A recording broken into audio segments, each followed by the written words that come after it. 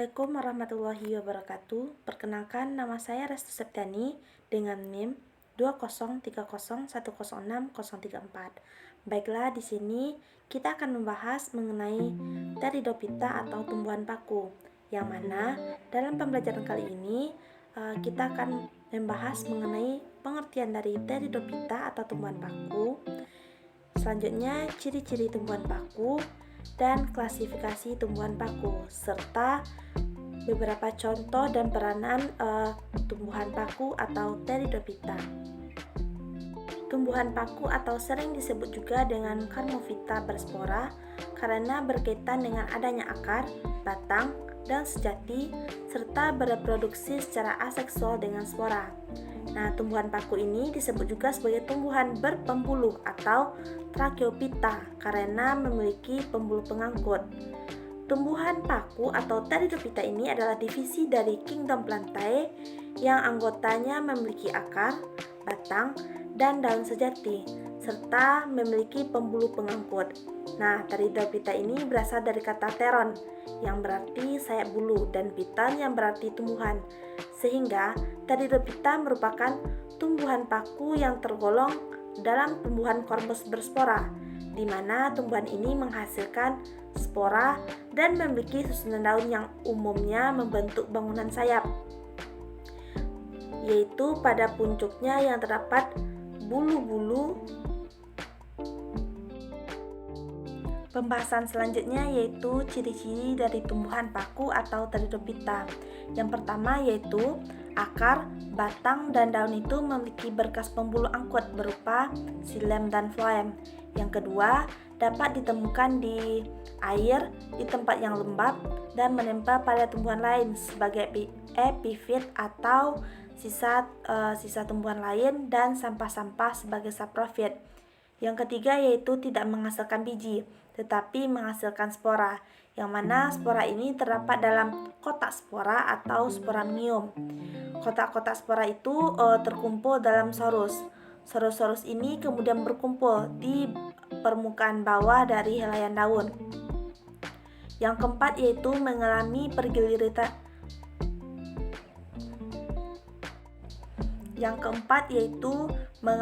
pergiliran keturunan atau metagenesis, yang mana tumbuhan paku yang kita lihat sehari-hari itu disebut sebagai generasi sporofit. Yang kelima yaitu daun yang masih muda itu menggulung, yang mana daun tumbuhan paku ada yang khusus menghasilkan spora yang disebut sebagai sporofil. Daun yang tidak menghasilkan spora itu disebut dengan tropofil yang berfungsi untuk fotosintesis. Selanjutnya yang keenam yaitu tidak berbunga, dan yang ketujuh umumnya memiliki rizom atau batang yang terdapat di dalam tanah. Struktur tubuh dari Pteridophyta atau tumbuhan paku. Yang pertama terdiri dari akar. Nah, akar ini bersifat seperti akar serabut yang ujungnya dilindungi kaliptra yang terdiri atas sel-sel yang dapat dibedakan dengan sel-sel akarnya sendiri. Selanjutnya yaitu struktur tubuhnya terdiri dari batang. Nah, pada bagian batang ini, sebagian jenis tumbuhan paku batang tidak tampak karena terdapat di dalam tanah yang berupa rimbang. Nah, mungkin menjalar atau sedikit tegak. Jika muncul di atas permukaan tanah, batang itu sangat pendek. Nah, pada beberapa jenis tumbuhan paku seperti paku pohon atau paku tiang yang panjangnya mencapai 5 meter, kadang-kadang bercabang, misalnya pada Alsopila dan Cyathea. Selanjutnya yaitu daun. Nah, bentuk daun dari tumbuhan Pteridophyta atau paku ini selalu melingkar dan menggulung pada usia muda. Nah, berdasarkan bentuk ukuran dan susunannya, daun paku ini dibedakan antara epidermis, daging daun, dan tulang daun. Sedangkan berdasarkan bentuk daun dibedakan lagi menjadi mikrofil dan makrofil. Adapun habitat dari tumbuhan paku atau Pteridophyta ini yaitu adanya di darat, terutama pada lapisan bawah tanah di dataran rendah, tepi pantai, lereng gunung ataupun 350 meter di atas permukaan laut, terutama di daerah yang lembab, dan ada juga yang bersifat epifit atau menempel pada tumbuhan lain. Nah, tumbuhan paku merupakan tumbuhan fotoautotrof, yang mana tumbuhan paku ini ada yang hidup mengapung di air, misalnya pada Azolla pinnata dan Marsilea crenata. Namun, pada umumnya tumbuhan paku itu adalah tumbuhan terestrial, yang mana tumbuhannya hidup di darat.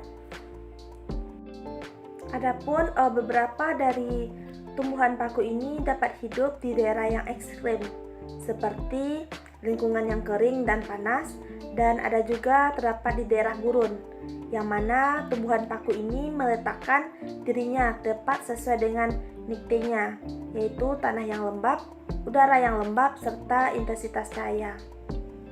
Selanjutnya yaitu klasifikasi dari Pteridophyta. Tumbuhan ini memiliki sekitar 12.000 spesies, yang mana berbagai jenis spesiesnya itu mampu tumbuh dan bertahan hidup di berbagai daerah dengan iklim yang berbeda. Yang pertama kita akan membahas tentang subdivisi Lycopsida, yang mana spesies yang satu ini merupakan jenis spesies dari tumbuhan paku yang dapat menghasilkan dua bentuk spora, yaitu makrospora dan mikrospora. Ciri dari tumbuhan paku ini yaitu yang pertama terdiri dari daun sejati, batang dan akar menempelkan diri pada tanaman lain sebagai media untuk hidupnya. Memiliki ukuran daun yang sangat kecil dan berbentuk rapat, menghasilkan mikrosporangium dan sporangium. Yang kedua yaitu subdivisi Xenopsida, yang mana tumbuhan paku yang tergolong ke dalam spesies ini pada umumnya itu banyak hidup dan dijumpai di daerah yang beriklim tropis. Tumbuhan paku yang satu ini memiliki ekor yang panjang pada tubuhnya. Inilah ciri-ciri dari tanaman paku yang tergolong ke dalam spesies divisi. Ciri-ciri dari spesies subdivisi Xenopsida ini yaitu yang pertama memiliki batang yang berbentuk tegak, yang kedua menghasilkan spora yang berjenis heterospora, yang ketiga pada bagian batang mengandung kadar silika yang tinggi, yang keempat menyenangi daerah rawa yang lembab. Subdivisi yang ketiga yaitu Pteropsida. Tumbuhan paku yang tergolong ke dalam spesies ini merupakan tumbuhan paku sejati yang sering dijuluki dengan sebutan tanaman pakis. Nah, jenis tumbuhan yang satu ini mampu hidup dan tumbuh di daerah yang beriklim tropis dan subtropis. Ciri-cirinya yang pertama yaitu memiliki batang yang berbentuk tegak dan tumbuh di atas dan di bawah permukaan tanah. Yang kedua menghasilkan spora yang berjenis homospora dan isospora. Yang ketiga, spora yang dihasilkan berkumpul di bawah daun. Yang keempat, penyebaran spora untuk berkembang biak menyebar melalui bantuan angin. Divisi yang keempat yaitu Psilopsida, yaitu paku purba, yang merupakan tumbuhan paku sederhana dan memiliki susunan tubuh yang cukup sederhana. Tanaman ini berupa ranting yang bercabang-cabang, ada bulu-bulu halus yang menyelimuti, berakar serabut halus atau sering disebut akar semu, yang berfungsi juga sebagai perekat pada tumbuhan. Contohnya yaitu pada Silotum nudum yang hidup di daerah beriklim tropis dan subtropis, yang sifatnya itu homospora, berdaun mikrofil, serta batangnya itu berklorofil dan tidak mempunyai daun sejati. Selanjutnya jenis dan peranan dari Pteridophyta atau paku. Yang pertama yaitu tumbuhan paku telanjang atau Psilophyta. Jenis tumbuhan paku ini mempunyai cabang-cabang yang berbentuk garpu dengan sporangium pada setiap ujungnya. Mereka memperoleh makanan dengan bersimbiosis dengan jamur. Itu sebabnya paku telanjang tidak memiliki klorofil. Contohnya yaitu pada Rhynia major dan Silotum. Jenis yang kedua yaitu tumbuhan paku kawat atau Lycopodiophyta. Ciri-ciri tumbuhan ini memiliki daun-daun kecil, tidak bertangkai, batang seperti kawat, akarnya bercabang, bertulang satu. Nah, ada beberapa jenis paku kawat yang daunnya mempunyai lidah-lidah atau ligula dan tersusun rapat membentuk garis spiral. Sporangium terdapat pada ketiak daun dan berkumpul membentuk kerucut. Contohnya pada Lycopodium clayatum, Selaginella sp. Yang ketiga yaitu tumbuhan pakis jati atau Pterophyta. Tumbuhan pakis ini mempunyai daun-daun besar, bertangkai, mempunyai banyak tulang, dan ditemukan di tempat-tempat yang teduh dan lembab. Yang keempat yaitu tumbuhan paku ekor kuda atau Equisetophyta. Tumbuhan paku ini menyukai tempat lembab yang ada di dataran tinggi. Nah, paku ekor kuda ini mempunyai daun-daun kecil seperti selaput dan tersusun seperti karang. Kemudian, bentuk daunnya itu melingkar dan membentuk seperti sisik. Batang tumbuhan paku ekor kuda ini mirip dengan daun cemara, berongga, berbuku-buku, dan tega. Yang kelima yaitu bambu air atau Equisetum himalae. Nah, jenis tumbuhan paku ini tumbuh di lingkungan yang basah seperti kolam dangkal, rawa-rawa, dan pinggiran sungai. Rata-rata ukurannya kecil dengan tinggi sekitar kurang lebih 25-100 cm. Nah, manfaat bambu air selain sebagai tanaman hias bisa dijadikan untuk bahan obat-obatan.